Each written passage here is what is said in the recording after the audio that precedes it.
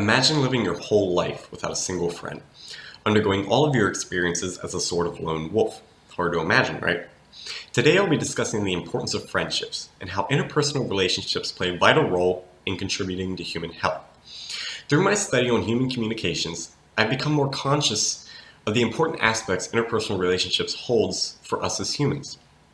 I will begin by discussing how these relationships fulfill our three basic needs as a species, how they affect the mind and body, and how we as humans thrive off of these social interactions. My hope is that by the end of this speech, you'll be capable of breaking down and identifying certain aspects that show why the act of socializing and establishing friendships are vital to us as a human species. From the Human Communications textbook, 4th edition, published by Judy Pearson in 2011, we learned that we humans have three basic interpersonal needs that are met through interactions with others. First is our need for inclusion, or feelings of belonging. We want to feel included. We don't want to feel isolated. We don't want to feel excluded from the external, from everybody else. We want to feel like we're needed. Second is our need for affection, or feelings of fondness or liking. We want to feel accepted. We want to feel liked. We don't want to feel hated by people. Third is our need for control, or our ability to influence the world around us. For the most part, you can control the thoughts that go through your head. Now, imagine if thoughts would flow through your mind like clouds in the sky, without any ability to be influenced by you. Pretty scary, right? We humans need a sense of control because we don't like instability. We don't like randomness. We like to feel like we can control things. When it comes to relationships playing contribution to human health, Isadora Baum, a certified health coach, posted an article in November of 2016 in which she stated, when you avoid social occasions too often over time, your mind and body can negatively react to this isolation. From there, Baum lists off 11 health factors that can result from social isolation.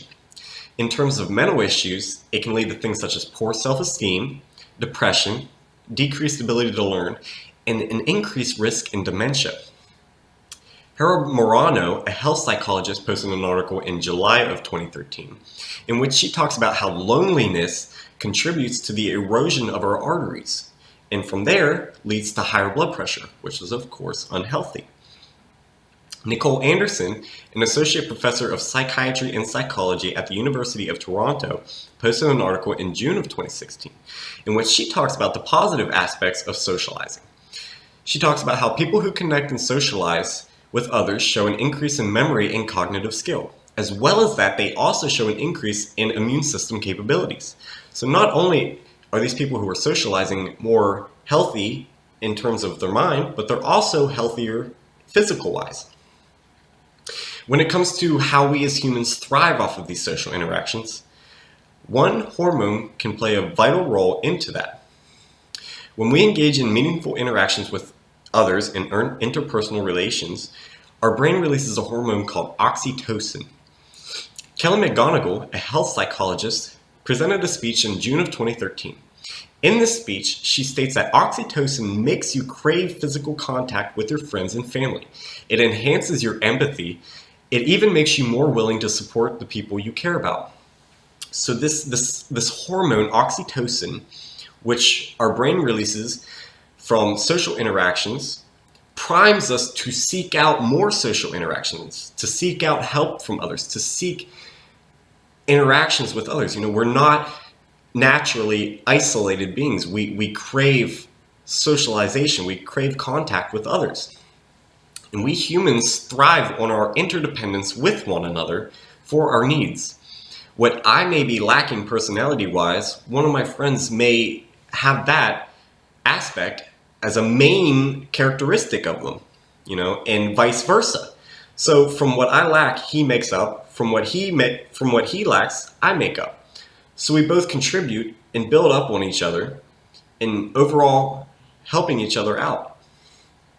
Now that we've established the importance of friendships and social relations in our lives, we see that friendships help us maintain a healthy mind and body. I want my audience to be more aware of just how important their social interactions between them and their family and friends are. Because establishing friendships and relations is human nature, and we tend to overlook the importance it plays on our own health. We're not aware of how these friendships affect our human health until it is when we are lacking these friendships, is when we see the negative aspects from social isolation, is when we realize just how important these friendships and social interactions are. So I would like for my audience to be more aware of how much their friends and family are contributing to their overall health and development. Thank you.